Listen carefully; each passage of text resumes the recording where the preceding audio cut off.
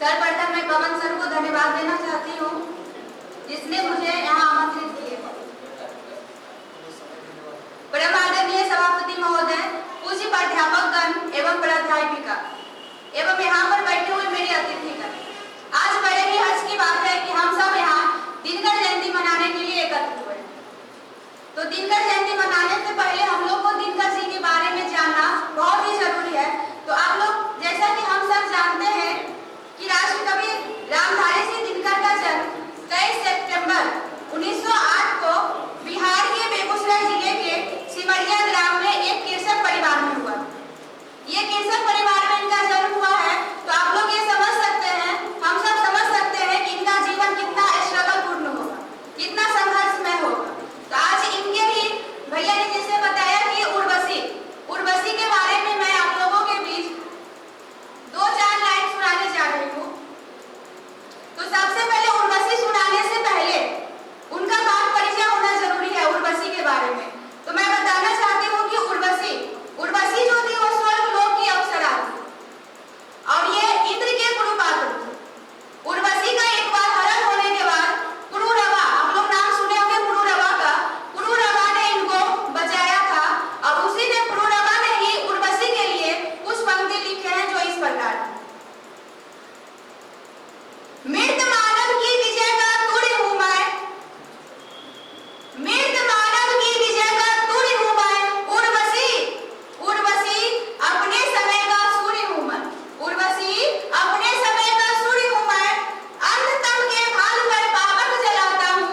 अंधतम के भाल पर पावक जलाता हूँ, बादलों के शीश पर अत्यंत चलाता हूँ, पर ना जाने बात क्या है, पर ना जाने बात क्या है, इंद्र का आयुध पुरुष जो झेल सकता है, सिंह से बाहर निकलकर खेल सकता है, फूल के आगे वही असहाय हो जाता है, फूल के आगे वही असहाय हो जाता है, शक्ति के रहते हुए निरुपाय हो जाता है, निरुपाय हो जाता है,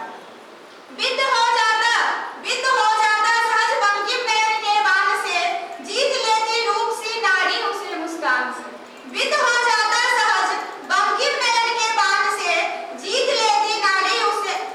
लेती रूप सी नारी उसे मुस्कान से। तुम्हें मैं छोड़कर आकाश में विचरण करूंगा, तुम्हें मैं छोड़कर आकाश में विचरण करूंगा, मैं तुम्हारे बाण की बिंधा हुआ बग, मैं तुम्हारे बाण की बिंधा हुआ बग, वक्ष पर धर शीश मरना चाहता हूँ, मैं तुम्हारे हाथ का लीला कमल हूँ, मैं तुम्हारे हाथ का लीला कमल हूँ, प्राण के सर में उतरना चाहता हूँ, उतरना चाहता हूँ। कौन कहता है तुम्हें मैं छोड़कर आकाश में विचरण करूंगा, कौन कहता है तुम्हें मैं छोड़कर आकाश में विचरण करूंगा, मर्द नर को देवता कहना विरसा है, देवता शीतल मनुजंगार है, देवता शीतल मनुजंगार है, फिर दिशाएं मौन उत्तर नहीं है, देवताओं की नदी में ताप की लहरें न उठती, किंतु नर के रक्त में ज्वालामुखी हुंकारता है, नर के रक्त में ज्वालामुखी हुंकारता है, धुनिया चिंगारियों की नाचती है, चाहिए देवत्व पर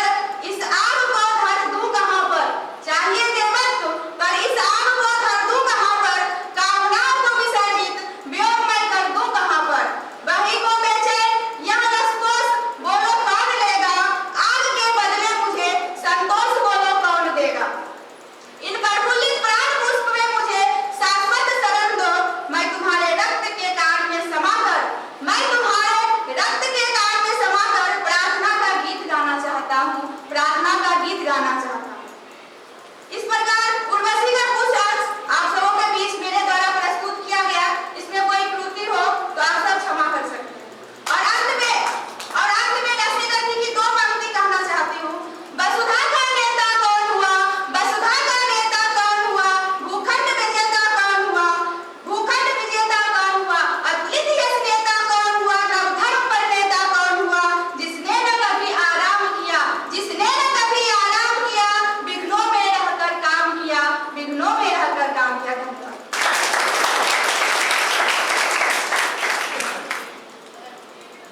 बहुत बहुत धन्यवाद अंजलि।